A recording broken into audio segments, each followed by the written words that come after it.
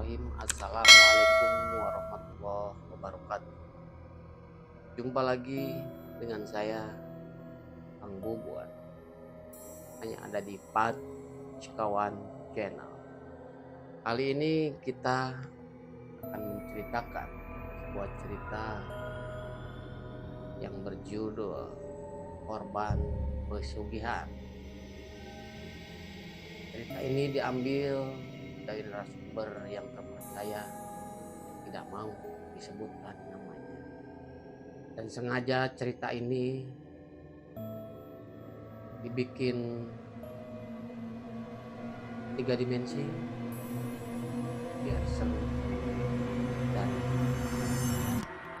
karena cerita ini sangatlah seram, menegangkan, dan ingat, jangan tonton sendiri kalau tidak berani. Baik, jangan dilama-lamakan lagi. Apa keseruan ceritanya? Tolong kita tonton langsung. Check it.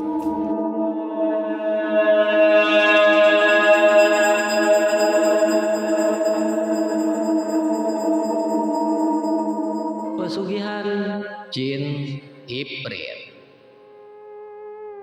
Cerita ini berawal dari keluarga Pak Arta yang sangat hidup sederhana, dan Pak Karta sendiri pun menjadi seorang perlayar dan istrinya sebagai penjual baju keliling di daerah tersebut. Lalu dengan kehidupan sederhana mungkin sebagai manusia, beliau ingin ada kemajuan di dalam hidupnya. Lalu Pak Karta pun ngobrol dengan seorang temannya di dalam perahu pas waktu dia berlayar ke daerah Denpasar, Bali. Dan dia pun berbicara kepada temannya. Bro, kira-kira bagaimana ya mencari pesugihan yang instan biar hidupku di kampung kaya raya begitu kayak orang-orang, bro? Waduh, bagaimana tuh? Oh gini aja tak, ada. Kalau mau sesudah kita pulang dari berlayar, aku antar deh. Tempatnya ada di hutan keramat yang berada di Jawa Barat. Kalau benar-benar kamu sudah siap dan dengan segala hafal pun, yuk kita berangkat. Ah, yang bener lu, Dol. Bener. Tapi persyaratannya menumbalkan seseorang atau tumbal nyawa. Apakah kamu siap? Ayo deh, pokoknya yang penting gua kaya raya begitu. Ya udah, oke deh. Singkat cerita, Pak Karta pun pulang ke kampung halamannya dan ngobrol bersama istrinya pada malam pukul 7, sembari ngopi dan bergurau liar bersama sang istri.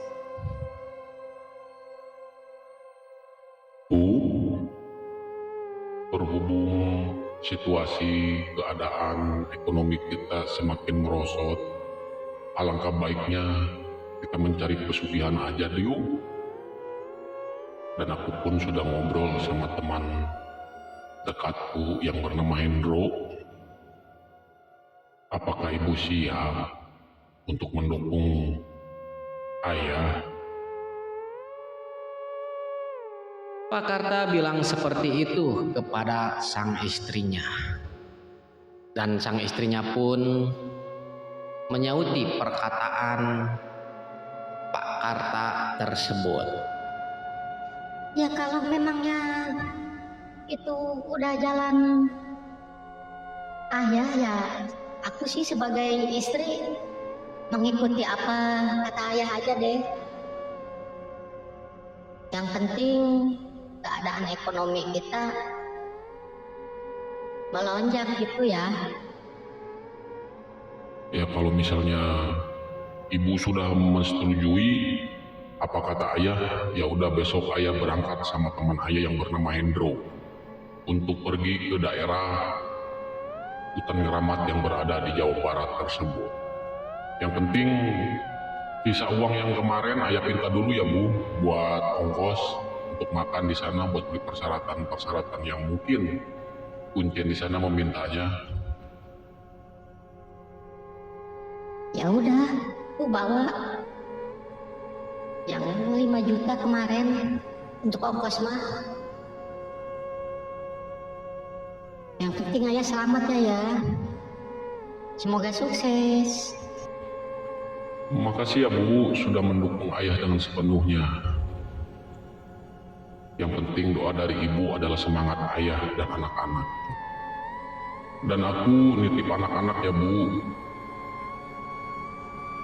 Sebelum aku kembali, ibu jangan kemana-mana ya. Singkat cerita, Pak Karta pun mulai berangkat ke daerah yang ditunjukkan oleh Pak Hendro, teman kerjanya. Lalu si Hendro pun berangkat dan Pak Karta pun sampai di daerah hutan tersebut yang menemui kuncen. Pak kuncen tersebut bernama Manbah Darto. Assalamualaikum. Waalaikumsalam. Ada apa kamu kemari? Hendro, apakah masih kurang dengan kekayaan-kekayaan yang Raja berikan? Enggak, Bah. Ini saya membawa teman saya yang ingin melaksanakan pesugihan tersebut. Apakah bisa, Bah? Ya tentunya bisa sekali, Bro. Asalkan sanggup dengan persyaratan-persyaratan yang Abah berikan dan mau mampu melaksanakannya. Iya, Bah. Kalau saya pribadi sih sudah dengan istri udah runding. Saya udah siap dengan apapun persyaratannya. Baik. Abah akan kasih tahu caranya. Kamu sekarang bersiap-siap ikut dengan Abah ke makam keramat yang berada di tengah hutan. Nanti kamu ritual di sana ya. Nanti kalau beliau datang, kamu jangan lari, karena itu yang akan ngasih kamu kekayaan. Begitu, Karta. Iya, Pak. Aku siap. Apapun itu. Singkat cerita, Pak Karta pun dengan Pak Kuncen sudah berangkat ke tengah hutan yang disebutkan oleh Pak Broto Kuncen tersebut. Dan Hendro pun menunggu di rumah Pak Kuncen dan dilarang ikut oleh Pak Kuncen tersebut. Dan sesajian sudah dibawa dan mereka akan ritual di tengah hutan tersebut. Singkat cerita, mereka pun sudah sampai di hutan tersebut. Memang di sana situasinya sangat sunyi dan begitu angker, dan banyak rimbunan pepohonan dan akar-akar besar menyelimuti keramat itu. Dan mereka pun mulai duduk bersila, dan Pak Kuncen pun mulai merapalkan mantra-mantra yang dibacakan untuk memanggil jin tersebut. Sekarang kamu semedi di sini. Abah nunggu dari kejauhan. Kalau ada apa-apa teriak aja. Siap, Bah? Nanti kalau ada apa aku akan teriak. Waktu demi waktu, jam demi jam, Pak Karta pun menunggu datangnya sosok jin tersebut. Dan Pak Kuncen pun menunggu dari arah kejauhan apa yang dialami entarnya oleh Pak Karta. Kalau nggak salah pukul 1.30 malam berlalu dan si jin tersebut datang menghampiri Pak Karta. Dan sebelumnya itu angin berhembus kencang meniup rimbunan pohon tersebut. Dan Pak Karta pun mulai kaget dan terhentak di dalam batinnya. Lalu si jin tersebut meminta perjanjian-perjanjian yang disebutkan tadi oleh Pak Kuncen kepada Pak Karta. Dan Pak Karta pun menyanggupi apa yang si jin tersebut katakan. Oh, hei manusia, mau apa kamu datang ke sini?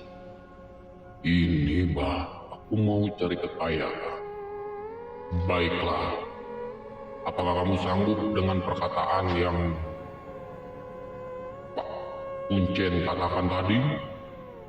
Saya sangat menyanggupinya, Bah. Oke deh.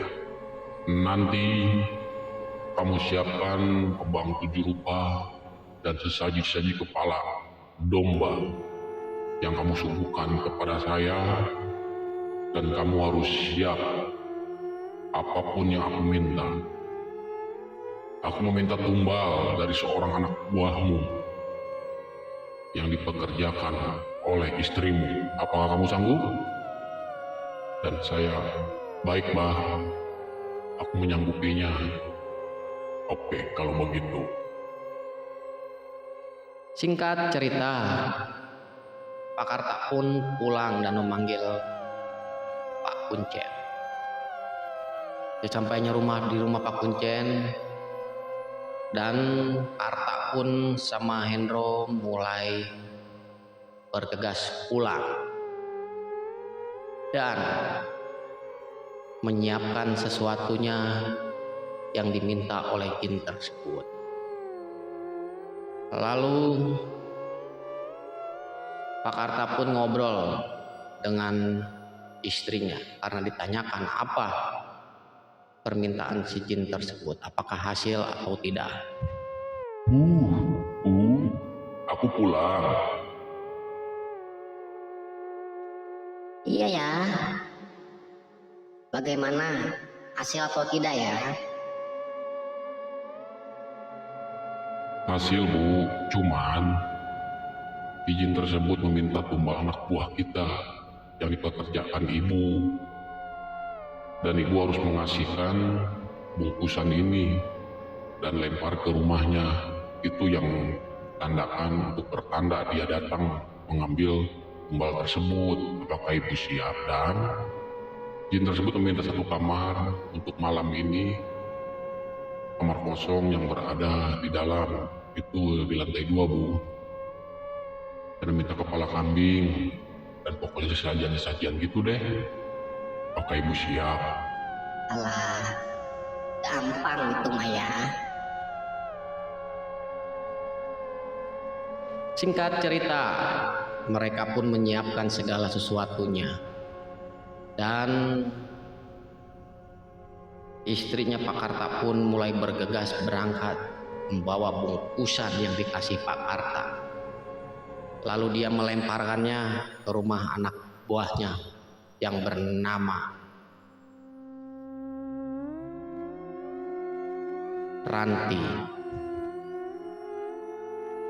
Sesudah dia melemparkan, lalu dia bergegas pulang kembali ke rumahnya. Dan singkat cerita, mereka pun pulang menyiapkan sesajian-sesajian yang diminta oleh jin tersebut. Pak Karta pun mulai bersemedi di kamar tersebut. Lalu sembusan angin datang memasuki kamar tersebut. Waduh.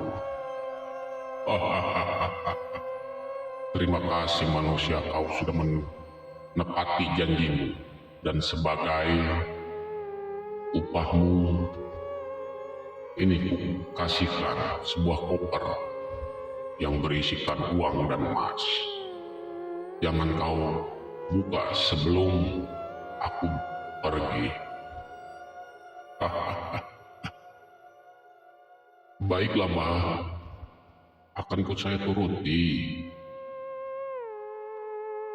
apa yang diminta oleh Mbah. Singkat cerita, si jin Ifrit pun pergi menghampiri, meninggalkan Pak Karta tersebut. Lalu Pak Karta membuka kopernya dan sangat gembira riang bersama istrinya. Benar sekali apa yang dikatakan oleh jin tersebut. Uang dan emas sangat berlimpah. Pak Karta pun menjadi kaya mendadak, dan rumahnya pun sekarang sudah 3 lantai, dan mobil perusahaannya pun semakin maju. Dan perjanjian bersama siluman tersebut terus berlanjut. Dan setahun sekali dia harus menyiapkan tumbal-tumbal yang diminta oleh jin tersebut. Lalu 2 tahun kemudian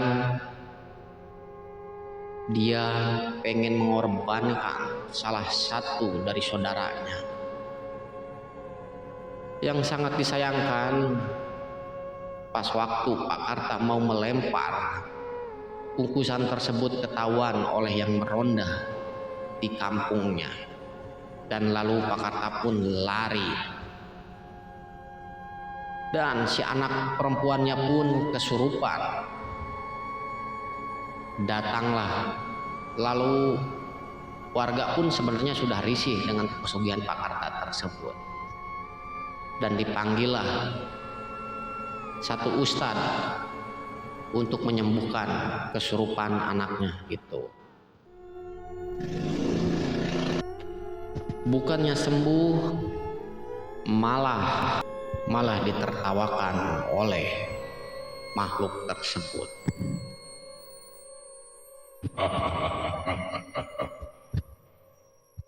Ayat-ayat yang kamu bacakan aku pun bisa. Bukannya aku takut, malah aku bersemangat. Hei manusia. Lalu ustadz tersebut pun mulai tidak menyanggupi untuk menyembuhkan anaknya tersebut. Lalu Pak Karta pun membawa anaknya ke daerah Banten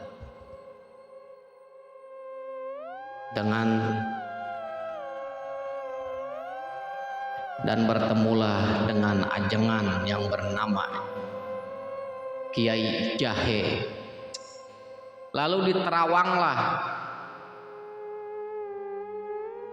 si pasien tersebut oleh Mbah Jahe, dan Mbah Jahe pun menggelengkan kepala karena ini makhluk bukan makhluk sembarangan. Dan seolah-olah ajengan Jahe pun tahu bahwa dia ini adalah korban dari pesugihan tersebut. Dan ajengan Jahe pun lalu mengeluarkan sebilah pusaka yang ada di rumahnya. Pusaka itu adalah golok sakti pemberian turun-temurun dari keluarganya. Dan lalu pun si makhluk tersebut pun hilang ketakutan, meninggalkan jasad si wanita tersebut. Dan dari situlah pesugihan Pak Karta pun mulai merosot, hilang entah kemana. Raib seketika menjadi seorang kuli kembali. Begitulah akhir dari cerita ini. Semoga kalian suka dan terhibur. Bila mana kalian suka dan terhibur dengan channel kami, cerita-cerita misteri yang kami suguhkan, jangan lupa untuk di-like, tombol jempolnya, di komen, di subscribe, dan di share. Terima kasih. Assalamualaikum warahmatullahi wabarakatuh. Sampurasun, Rahayu, Rahayu Bagja Waluya, dan merdeka.